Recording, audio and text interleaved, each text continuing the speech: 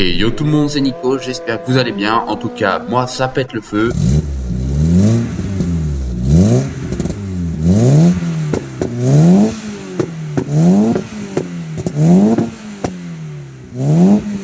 Allez, aujourd'hui on se retrouve pour une nouvelle petite vidéo sur la 205 GTI. Alors cette vidéo va être un peu courte parce que s'il faut que je fasse vraiment tous les détails de la 205 GTI et de la Turbo 16, et bah la vidéo va durer super long.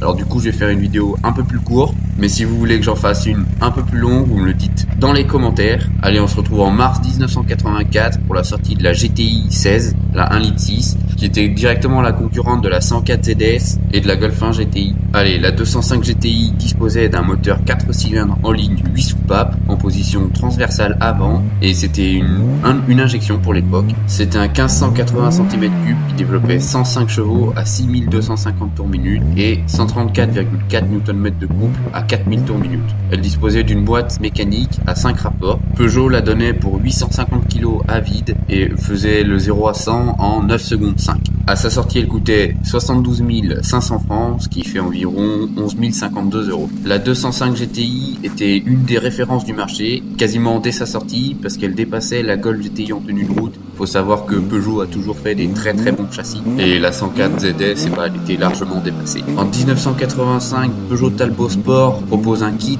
pour la 205 GTI 16 et fait grimper sa puissance à 125 chevaux. Et en 86, Peugeot sort une option pour avoir un moteur 115 chevaux sur la GTI 16, et c'était le moteur XU5JA. Et à peu près en même temps, Peugeot sort la 205 GTI 1,9 litre qui développe alors 105 chevaux. C'est une simple modification du XU5 et ça passe en XU9 par allongement de la course. Et par conséquent, la puissance se voit portée à 130 chevaux à 6000 tours minute et 161 Nm de couple à 4750 tours minute. En 1988, Peugeot opère le premier restylage, à l'intérieur comme à l'extérieur, sur toutes les 205. On retrouve un tableau de bord gris avec un volant sport 3 branches. Ça c'est pour l'intérieur, et pour l'extérieur, on retrouve des rétroviseurs qui ont changé. Et sur le haillon, on retrouve un nouveau becquet qui a changé de forme. À partir des années 90, la boîte de vitesse est remplacée, la BE3 5 remplace la BE1 5 et elle se repère facilement grâce à la commande de marche arrière qui est plus en face de la première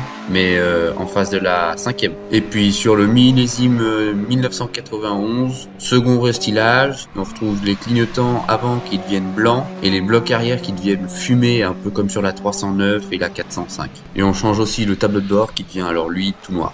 Sur le modèle 91, on retrouve en option la direction assistée, le pack électrique, la sellerie de cuir, le toit ouvrant, l'air conditionné ou l'ABR. C'est l'ABS en gros. En 1992, Peugeot arrête la production de la GTI 1,6 litre et quelques années plus tard, en 94, arrête la production de la 205 GTI. Et c'est quand même triste tout ça, hein. Allez, on va pas se laisser abattre. En 1983, Peugeot sort la 205 Turbo 16 et ça reste quand même un mythe. Alors la Turbo 16, elle dispose d'un 4 cylindres en ligne en position transversale. C'est un XU8T de 1775 cm3. Il fait 365 chevaux pour la première évolution, 530 chevaux pour en biturbo pour la deuxième évolution, et la version Pikes Peak faisait 650 chevaux. Ça, c'était pas là pour jouer. Surtout qu'elle faisait que 940 kg à vide. Mais c'est surtout qu'elle avait un petit avantage sur ses adversaires, c'est qu'elle était en 4 roues motrices. C'était une des premières 4 roues motrices. Et ça faisait quand même pas mal la différence, surtout qu'elle était capable de changer la répartition du couple avant-arrière. On lui connaît quand même un beau palmarès, notamment aux mains du pilote Harry Vatanen. Et voilà, c'est la fin de cette petite vidéo. J'espère qu'elle vous a plu. Si c'est le cas, n'hésitez pas à vous abonner, à la liker, à partager et à commenter. Ça me ferait super plaisir. Et puis voilà, je voulais vous annoncer que pour les 100 abonnés, il y aura un petit concours. Alors le lot, je le connais pas exactement encore, mais ça sera soit une maquette d'une des voitures que je vais présenter, soit un élément high-tech, c'est-à-dire soit souris, soit clavier, soit micro. Voilà. Sur ce, moi je vous dis à la prochaine. Ciao tout le monde!